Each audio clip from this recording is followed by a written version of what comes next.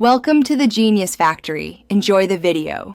In this video, I will show you how to make delicious buttermilk cornbread, step by step. First, let's gather our essential ingredients, including cornmeal, all-purpose flour, and fresh buttermilk. It is also crucial to preheat your oven to 400 degrees Fahrenheit to ensure a perfectly cooked crust. Make sure you have a 10-inch cast iron skillet or a similar baking dish ready for the batter.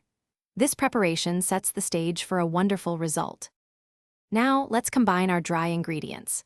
In a large bowl, whisk together 1 1/2 cups of cornmeal with 1/2 cup of all-purpose flour. Next, add 2 tablespoons of sugar, 1 teaspoon of baking soda, and 1 teaspoon of salt. It is important to thoroughly combine these dry ingredients to ensure even distribution throughout your cornbread. This step prevents any pockets of unmixed leavening or seasoning, leading to a consistent texture and flavor.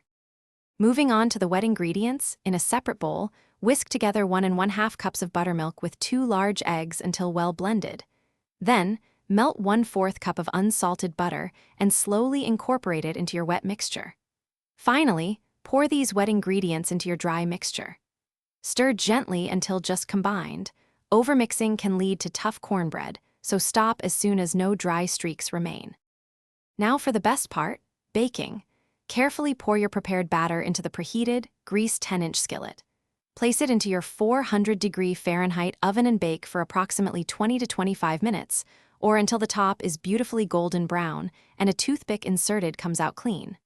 Once baked, let the cornbread cool in the skillet for about 10 minutes before slicing and serving. Enjoy your homemade, warm buttermilk cornbread. Thanks for watching. If you found this helpful, don't forget to like and subscribe.